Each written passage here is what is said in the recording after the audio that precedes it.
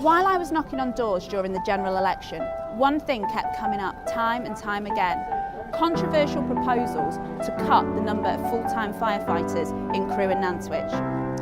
I wanted to come out and meet these firefighters to understand what's really going on. I first went to meet Pete, a retired firefighter. I wanted to hear his view on these proposed cuts. The fire services proposal will mean that 4 people will attend a very serious incident, whether it's a road traffic collision or whether it's a house fire. And what that does is that puts firefighters' health and safety at risk. Can I ask as well, Pete, because there's the worry, obviously, for our firefighters' safety, that's absolutely crucial. Yeah.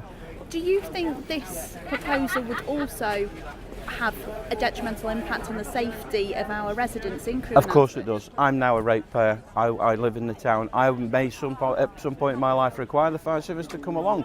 And if I'm having to wait for maybe that second appliance to turn up that's going to be on-call firefighters, and having to wait that period of time for them to attend from their homes, that could be 10 minutes.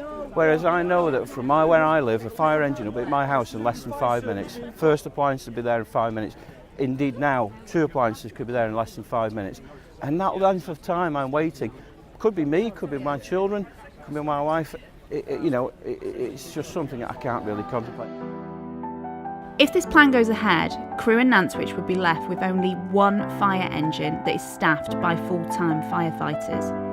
Worse, this would be the only fire engine in the whole of Cheshire East that is staffed 24 hours a day, 7 days a week by full-time firefighters. Next, I spoke to Emma, a local constituent and the wife of a firefighter. I think it is hard. It's got harder, especially with the pay cut as well. Everything, we found it really hard, and just not knowing what's happening is difficult. No, absolutely. It's the uncertainty, isn't it? And it's also, like you said, people go into this job because they want to help, they want to make a difference. And if you feel like that's being cut and taken away, it just must be so incredibly frustrating. Well, I think they feel undervalued. Yeah. I think that's it, really. They do this job because they want to, because they don't go into it for the money, obviously. No. And no one seems to want them to do it anymore. Back in Parliament, I went to meet with my colleague Chris Williamson, the Shadow Minister for the Fire and Rescue Service, to hear his point of view. So what is the national picture currently, Chris? Why is it that these cuts are happening? Well, what we've seen is since the government came to power with the Liberal Democrats back in 2010, they made it very clear that they were going to make huge reductions right across the public sector, and the Fire and Rescue Service has not escaped that. And what we've seen as a consequence of that over this last 7 years, 11,000 fewer firefighters are now actually working in the service. So every fire and rescue authority up and down the country has seen big reductions, and that's having a huge impact in terms of the ability of the Fire and Rescue Service to respond, and as a consequence of that, attendance times at incidents, fires and road traffic collisions, etc., are tending to increase. So this is actually putting the public at risk. So when we eventually get a Labour government, what are we going to do differently?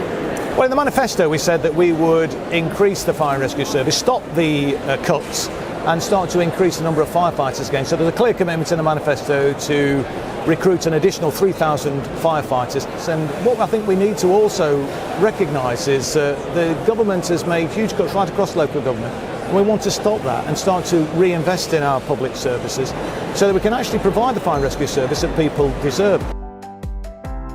The people of Crewe Nantwich aren't asking for more, they're just asking to keep what they've got. I'm campaigning to protect firefighter jobs in Crewe Nantwich. You can help by signing the petition today and encouraging your friends and family to do the same. If these proposals do go through, then it's jobs and it's lives that are at risk. Please get out there, sign our petition, tell your family, tell your friends to sign the petition, and let's save those jobs for our firefighters.